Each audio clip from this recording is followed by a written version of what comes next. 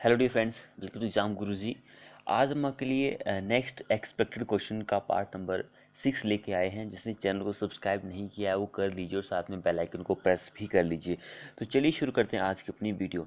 तो देखिए, सबसे पहले जो फर्स्ट क्वेश्चन क्या बोला गया था, रेशियो ऑफ एक्चुअल डिस्चार्ज जो होता है of a jet of water to its theoretical discharge is known as. ये एक डेफिनेशन है।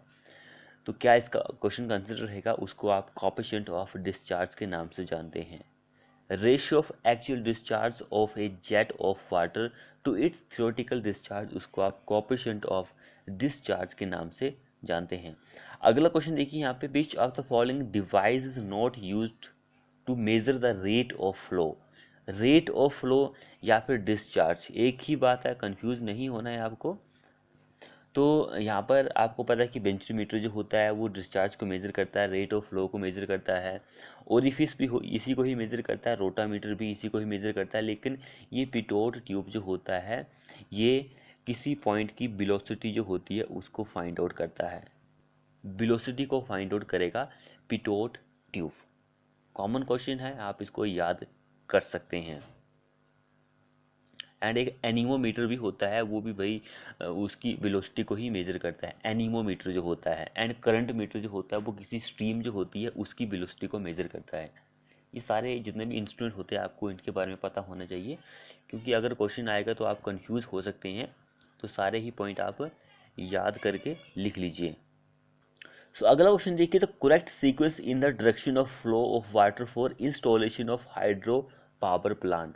जब भी आपको हाइड्रो इलेक्ट्रिक जो प्लांट होता है वो आपको बनाना है, इंस्टॉल करना है, तो जो करेक्ट सीक्वेंस रहता है फ्लो ऑफ वाटर का वो आपको पता होना जरूरी है कि भाई सबसे पहले क्या आप करते हैं। तो वहाँ पर सबसे पहले जो होता है रेजर्वोयर बनाया जाता है, फिर पेंट स्टॉक, फिर सर्ज टैंक, एंड लास्ट में जो टरबाइन के ऊपर पानी जो है वो छोड़ा जाता है। इसलिए बी हमारा इस क्वेश्चन के लिए आंसर हो जाएगा।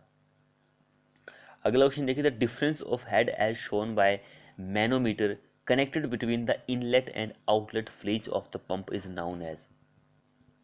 तो इस क्वेश्चन का आंसर मैनोमेट्रिक हेड होता है। Difference of head as shown by manometric connected between the inlet and outlet flange. अगर आपने मैनोमेट्रिक जो होता है वो देखा होगा तो उसमें इन दोनों का डिफरेंस पूछ रहा है, तो उसको मैनोमेट्रिक हेड ही हम बोलते हैं। ऑप्शन ए हमारा इस क्वेश्चन के लिए आंसर हो जाएगा। अब अगला क्वेश्चन क्या बोल रहा है, grey knight and rio light are example of which of the following. Grey knight तो आपको पता है कि भाई किसका एग्जाम्पल है, इग्निसिस रो का एग्जाम्पल है। तो रियो लाइट भी भाई इग्निसिस रो का ही एग्जाम्पल होता है। ये आपको थोड़ी सी डेप्थ पर जाकर देखने को मिलती है। ग्रेनाइट, रियोलाइट ये जो होते हैं ये आपको थोड़ी बहुत नीचे की डेप्थ जाकर ये आपको देखने को मिलती है। अगर आप बासाल्ट एंड ट्रैप की बात करेंगे तो ये दोनों जो होती है आपको अर्थ सरफेस के ऊपर ही देखने को मिलती है। ग्रेनाइट जो इग्निसिस रॉक होती है ये जो होती है बहुत ही सॉलिड होती है एंड मजबूत होती है, तो इग्निसिस रॉक की कैटेगरी में आती है। अगला देखिए, in clamp burning process, clamp burning की जो प्रोसेस होती है, at which angle brick are to be laid. कितने एंगल पर ब्रिक जो होती है वो आप जलाने के लिए रखते हैं, पकाने के लिए रखते हैं। सो ये क्लैंप बर्निंग प्रोसेस जो होती है इसमें आप जो ब्रिक्स बर्न करते हैं, जलाते हैं, पकाते हैं, वो आपकी जो ब्रिक्स होती है वो बहुत ही सूखी होनी चाहिए, अच्छी तरह से सूखी हुई होनी चाहिए। और वहाँ पर जो आप ब्रिक्स रखते हैं वो 15 डिग्री सेल्सियस पर रखी जाती है। आप ऐसे ब्रिक्स रख रहे हैं तो सबसे ऊपर वाली जो लेयर होती है वहाँ पर आप मिट्टी की लेयर जो होती है वो लास्ट में आती है। मिट्टी की लेयर जो होती है वो ब्रिक्स के ऊपर आती है लास्ट में। सो ऑप्शन बी हमारा इस क्वेश्चन का आंसर हो जाएगा। अगला देखिए, which of the following is used to determine the specific gravity of cement.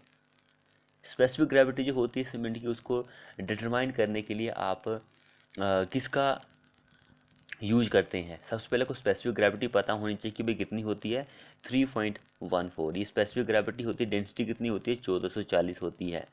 ये क्योंकि यहाँ से भी क्वेश्चन जो है एग्ज़ाम में बहुत बार पूछे गए हैं। तो अगर स्पेसिफिक ग्रेविटी की अगर आप बात करेंगे तो ली चेटलियर फ्लक्स जो होता है इसका आप यूज करते हैं स्पेसिफिक ग्रेविटी को फाइंड आउट करने के लिए। तो ऑप्शन सी हमारा इस क्वेश्चन, मोल्ड नहीं करते हैं भाई, फ्लास्क जो होता है उसको यूज किया जाता है। अब अगला क्वेश्चन क्या बोल रहा है, in finest test of rapid hardening Portland cement. जब भी फाइनेस्ट टेस्ट होते हैं किसका करते हैं, रैपिड हार्डनिंग सीमेंट का करते हैं, तो the residual on IS sieve number 9 should not be more than. So rapid hardening Portland cement जो होता है, अगर आप इसको OPC जो होता है इससे कंपेयर करेंगे, तो रैपिड हार्डनिंग सीमेंट जो होता है ये 4 दिन में ही अपनी स्ट्रेंथ जो होती है उसको ग्रहण कर लेता है, गेन कर लेता है OPC के मुकाबले 4 दिन में ही। देखिए कितना ज़्यादा इंपॉर्टेंट क्वेश्चन है ये। अगर आप इसको फाइनेस्ट टेस्ट करेंगे सीव नंबर 9 पर, तो इसका जो रेजिड्यूल होता है वो 5% से एक्सीड नहीं होना चाहिए। 5%, इट मीन्स कि ऑप्शन बी हमारा इस क्वेश्चन के लिए आंसर हो जाएगा। अगर आप इसकी कंप्रेसिव स्ट्रेंथ जो होती है, एक दिन की बात करेंगे कंप्रेसिव स्ट्रेंथ की, तो वो 115 kg/cm² होती है।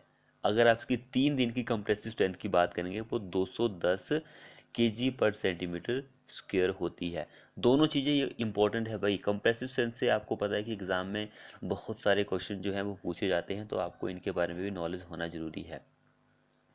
अगला देखिए, which of the following test is use to estimate soundness of ordinary Portland cement. Soundness के लिए आप किसका यूज करते हैं। सो साउंडनेस जो होती है ऑर्डिनरी पोर्टलैंड सीमेंट की, वो आप ली चिटलियर ऑपरेटर टेस्ट जो होता है इसके द्वारा ही आप पता कर सकते हैं। तो ली चिटलियर ऑपरेटर जो होता है इसमें आप जो फ्री लाइम होता है उसकी प्रेजेंस का पता लगाने के लिए आप ये साउंडनेस टेस्ट जो होते हैं ली चिटलियर ऑपरेटर्स की हेल्प से करते हैं। अगर आप साउंडनेस टेस्ट करते हैं तो एक्सपेंशन जो होता है ऑर्डिनरी पोर्टलैंड सीमेंट का, वो 10 mm से ज़्यादा नहीं होना चाहिए। वही एक्सपेंशन से भी क्वेश्चन जो है पूछे जाते हैं। नेक्स्ट में देखिए, which of the following is not the property of conifer tree. Conifer tree की कौन सी यहाँ पर प्रॉपर्टी नहीं है। वही कॉनिफर ट्री की बात कर रहा है यहाँ पे कि not property of conifer tree. सबसे पहले आपको कॉनिफर ट्री जो होती है इसके बारे में पता होना चाहिए। कॉनिफर ट्री जो होता है इसको आप एवरग्रीन ट्री के नाम से जानते हैं भाई। ये हमेशा ही पूरे साल भर ये हरे भरे रहते हैं। इनको आप सॉफ्ट ट्री की कैटेगरी में रख सकते हैं। सॉफ्ट ट्री भी आप इसको बोल सकते हैं। तो इसमें जो एग्जाम्पल आते हैं वो देवदार आता है, चीड़ आता है, इस तरह के जो होते हैं वो कॉनिफर ट्री की कैटेगरी में आते हैं। अगर आप इंजीनियरिंग की पॉइंट ऑफ व्यू से देखेंगे तो ये उतने इम्पोर्टेंट नहीं होते हैं, क्योंकि हम इनका यूज़र जो होते हैं बहुत ही कम करते हैं। इसके एग्जाम्पल भी मैंने आपको बता दिए हैं भाई। इसके जो पत्ते होते हैं, जो सुई होती है उसकी तरह ही नुकीले होते हैं। इसके पत्ते आपको मैंने बता दिए कि भैया पूरा साल ये हरे भरे रहते हैं। एंड दे आर हैवी, ये इसकी प्रॉपर्टी नहीं होती है। ये लाइट इन कलर के लाइट वेट के होते हैं। And they are light in colour, हल्के रंग के होते हैं। एनोरिंग सीन, ये भी सही है, ये भी सही है, बाकी ये सही नहीं है। ए ऑप्शन यहाँ पे गलत हो जाएगा। दूसरा जो होता है सीजनल ट्री, यानी कि हार्ड ट्री के ना जो आप आते हैं वो डेसिड्यू ट्री की कैटेगरी में आते हैं। उसमें शीशम हो गया, हमारा टीक हो गया, तो वो हार्डवुड की कैटेगरी में आते हैं, यानी कि डेसिड्यूस ट्री की कैटेगरी में आते हैं। ऑप्शन ए हमारा इस क्वेश्चन के लिए आंसर बन जाएगा। अब अगला क्वेश्चन देखिए, which of the following method is use to make the timber fire resistance. अगर आपको टिम्बर जो है वो फायर रेजिस्टेंस बनाना है तो आपको किस प्रोसेस के थ्रू जाना पड़ता है। भाई अगर आपको टिम्बर को फायर प्रूफ बनाना है तो उसके लिए एक एवल प्रोसेस होती है, उसके थ्रू जाना पड़ता है। या फिर आपको जो होते हैं कुछ केमिकल जो होते हैं, रसायन जो होते हैं, उनका यूज़ करके आप अपने टिम्बर को जो होता है फायर प्रूफ बना सकते हैं। जैसे कि यहाँ पे एग्जांपल एक दिया गया है, अमोनियम सल्फेट दिया गया है, एक बोरिक एसिड भी होता है, सोडियम आर्सेनेट भी होता है, क्लोराइड बोरेक्स भी होता है। इस तरह के जो होते हैं रसायन, इसका आप यूज करेंगे तो आप टिम्बर को फायर प्रूफ बना सकते हैं। इसलिए ऑप्शन यहाँ पे डी दिया गया है, तो हमारा आंसर यही हो जाएगा। बाकी अगला क्वेश्चन देखिए, fibre board can be. Fibre board जो होता है कैन बी, फाइबर बोर्ड को आप फर्नीचर के लिए यूज कर सकते हैं भाई। यहाँ पे डिस्टेम्पर पेंट वगैरह जो होता है ये गलत ऑप्शन है। बोर्ड की बात हो रही है यहाँ पे, बोर्ड जो होता है, तो इसको आप फर्नीचर के काम में यूज कर सकते हैं। जो बोर्ड होते हैं उसको आप कई जगह यूज कर सकते हैं, जैसे कि हमारी जो रूफ की छत करेंगे आप, तो वहाँ पर इसको यूज़ कर देंगे। तो इसका जो साइज़ होता है वो 3 से लेकर 20 mm जो होता है इसका साइज़ हो सकता है, बीच में कुछ भी हो सकता है भाई। तो ये वैल्यू भी आप याद कर लीजिए। अगला क्वेश्चन देखिए, dash is used as a thinner in plastic paint. Thinner जो होता है उसको आप प्लास्टिक पेंट में यूज कर सकते हैं, वो कौन सा होता है? प्लास्टिक पेंट में अगर आप थिनर की बात करेंगे तो वो पानी यूज करेंगे, लेकिन अगर आप किसी ऑयल पेंट की बात करेंगे तो उसमें जो होता है उसमें जैसे कि टर्पेटाइन ऑयल हो गया, नपाता हो गया, उसको आप थिनर की तरह यूज करते हैं। ऑप्शन सी हमारा इस क्वेश्चन के लिए आंसर हो जाएगा। अगला क्वेश्चन देखिए, when timber is burned in the wood fire over a depth of about 16 mm the process of treatment is known as. भाई एक ऐसी प्रोसेस, टिम्बर की एक ऐसी प्रोसेस जिसमें आप टिम्बर जो होता है उसको 16 mm तक उसको आग में जला देते हैं, उतनी डेप्थ तक उसको जला देते हैं। उस प्रोसेस को आप झुलसाना बोलते हैं, यानी कि चेयरिंग प्रोसेस के नाम से जानते हैं। चेयरिंग प्रोसेस जो होती है ये बहुत ही ख़राब मेथड है, इसको ज़्यादातर यूज नहीं किया जाता है। जो एक्सपेंसिव टिम्बर होते हैं उनके लिए ये यूज नहीं किया जाता है। ये प्रोसेस जो होती है, अगर आप उस लकड़ी को अंडरग्राउंड में यूज करना चाहते हैं तो उसके लिए आप इस प्रोसेस को यूज करते हैं। अगर आप यहाँ पे जैसे कि किसी फ्रंट के लिए यूज करेंगे तो ये प्रोसेस यूज नहीं होगी। तो ये चीज़ आप याद रखिए भाई, चेयरिंग प्रोसेस इंपॉर्टेंट है लेकिन उतनी भी नहीं। अगला क्वेश्चन क्या बोल रहा है, the common base used in a paint is. Common base जो होता है वो जिंक ऑक्साइड के नाम से जाना जाता है। जिंक ऑक्साइड के नाम से आप कॉमन बेस यूज कर सकते हैं। नेक्स्ट में देखिए, Bakelite is widely used as an. Bakelite जो होता है उसको आप यूज कर सकते हैं एज एन। बेक लाइट जो होता है ये इंसुलेटिंग मटेरियल जो होता है इसके रूप में आप इसको यूज कर सकते हैं। ऑप्शन बी हमारा इस क्वेश्चन के लिए आंसर बन जाएगा। अगला क्वेश्चन देखिए, normally when ordinary Portland cement hydrate. Normally जब ऑर्डिनरी पोर्टलैंड सीमेंट जो होता है हाइड्रेट होता है तो उससे क्या होता है, हीट जो होती है वो निकलती है भाई, इवॉल्व्स। ऑप्शन बी हमारा इस क्वेश्चन के लिए आंसर बन जाएगा। भाई पानी डालेंगे तो हीट ही निकलेगी। सबसे ज़्यादा हीट ऑफ हाइड्रेशन किसका होता है, 865 जूल पर ग्राम ट्री कैल्शियम एल्यूमिनेट का होता है। सबसे कम किसका होता है, डाई कैल्शियम सिलिकेट का। अगला देखिए, which of the following has the least bearing capacity. Least bearing capacity जो होती है वो किसके पास होती है, least bearing capacity is loose gravel. इसकी कितनी वेयरिंग कैपेसिटी होती है, 250 किलो न्यूटन पर मीटर स्क्वायर। एक मीटर में 250 किलो न्यूटन ही होती है। इन सभी में से सबसे ज़्यादा जो होती है वो कम्पैक्ट ग्रेवल जो होता है या फिर रॉक जो होता है इसके पास होती है, या फिर जो सॉफ्ट रॉक होती है उसके पास होती है। दोनों में कितनी होती है, 450 किलो न्यूटन पर मीटर स्क्वायर। एक मीटर के पास 450 किलो न्यूटन होती है। एंड लास्ट में एक हमारे पास बच रहा है हार्ड रॉक, इसकी बात कर लेते हैं। तो हार्ड रॉक जो होता है इसके पास 330 होती है किलो न्यूटन पर मीटर स्क्वायर। ये सारे इंपॉर्टेंट पॉइंट है भाई, आप देख लीजिए। अगला क्वेश्चन क्या बोल रहा है, which of the following is an main reason to provide frog in the brick. Main reason क्या होता है फ्रॉग प्रोवाइड करने का। फ्रॉग जो होता है इसकी अगर आप लेंथ की बात करेंगे तो लेंथ जो होती है इसकी 10 सेंटीमीटर होती है। इसकी जो डेप्थ नहीं, इसकी जो चौड़ाई होती है, ब्रेड्थ जो होती है वो 4 सेंटीमीटर की होती है, ये वाली 4। एंड इसकी डेप्थ गहराई जो होती है इसकी अगर आप बात करेंगे तो वो 1 से 2 सेंटीमीटर की होती है। भाई गहराई से भी एग्जाम में क्वेश्चन पूछा जा सकता है। इस पर आप जो क्या कर सकते हैं कि भाई अगर जैसे कि यहाँ पर 1 दिया गया है एक ही जगह, यहाँ पे 2 दिया है, यहाँ पे 3 और यहाँ पे 4, और नीचे ए ऑप्शन में 1 2 3 आंसर है, बी में क्या है 2 3, कुछ इस तरह के ऑप्शन आपको दिए हैं तो वहाँ पर आपका आंसर जो होगा, एक तो ये आप जो जिस ब्रिक्स को बनाता है उसका नाम भी लिख सकते हैं। एक वहाँ पर कीवर्ड जॉइंट जो होता है ब्रिक एंड मोर्टार के बीच में, इसको भी आप वहाँ पे सही कर सकते हैं। लेकिन ABC में ऑप्शन दिए हो आपको इस तरह से, तो आपका आंसर यही होना चाहिए। मेन जो पर्पज होता है फ्रॉग प्रोवाइड करने का वो यही होता है कि भाई ये एक बॉन्ड प्रोवाइड करता है ब्रिक एंड मोटार के बीच में। सो ऑप्शन बी हमारा इस क्वेश्चन के लिए आंसर बन जाएगा। अगला देखिए, which of the following the purest form of iron. शुद्ध फॉर्म जो होती है आयरन की वो क्या होती है?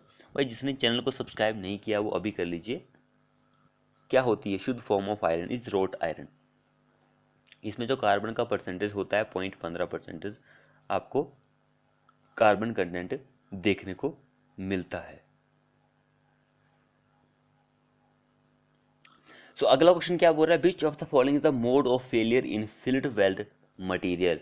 फिल्ड वेल्ड मटेरियल जो होता है हमारा भाई IS कोड जो है 802,007, ये 800 है भाई, 802,007। ये कहता है कि भाई आपको जब भी फील्ड वेल्ड की डिज़ाइनिंग करनी है तो आपको जो मेन फोकस रखना है वो शेयर पर रखना है। शेयर जो होता है उस पर रखना है, क्योंकि ये शेयर में फेल हो जाती है। जो शेयर फोर्स होती है इसकी जो वैल्यू होती है हमारे IS कोड के अकॉर्डिंग वो 110 न्यूटन पर mm² होती है। ये आप याद कर लीजिए। सबसे जो लीस्ट होती है कैपेसिटी वो शेयर में होती है, और जो टेंशन होती है यहाँ पर हमारी फील्ड वेल्ड जो होती है बहुत ही स्ट्रांग होती है। बी किस में होती है? शेयर में होती है। तो इसलिए बी हमारा इस क्वेश्चन के लिए आंसर हो जाएगा। अगला क्वेश्चन क्या बोल रहा है? एज पर हमारे IS कोड के according maximum pitch of rivet in compression flange of built of beam is. Build of beam की बात हो रही है यहाँ पे, बिल्ड ऑफ बीम के लिए भाई। अब अगर आप कंप्रेशन की बात करेंगे तो कंप्रेशन के लिए 12T और 200 mm बीच एवरेज लेस, 212T लेसर। ए हमारा इस क्वेश्चन के लिए आंसर हो जाएगा। अगर आप टेंशन की बात करेंगे तो टेंशन के लिए 16T और 200 mm जो भी कम रहेगा बीच एवरेज लेस देन। तो टेंशन के लिए ऑप्शन ए हमारा इस क्वेश्चन के लिए आंसर हो जाएगा। अब अगला क्वेश्चन क्या बोल रहा है यहाँ पर देखिए, in the simplified design of angle iron pulling which one of the following assumption would not be valid? कौन सी वैलिड नहीं होती है भाई? सो वो bending moment about the minor axis consider, ये वैलिड नहीं होती है। बाकी ये तीनों जो हैं वो वैलिड होती हैं। A C D ये वैलिड होती है, लेकिन ये वैलिड नहीं होती है। पढ़ लीजिए कि क्या क्या वैलिड होती है भाई। Slope of the roof should not exceed 30 degree. तो ये पॉइंट देखिए कितना ज़्यादा इंपॉर्टेंट है। अगला देखिए, pick up the correct statement from the following.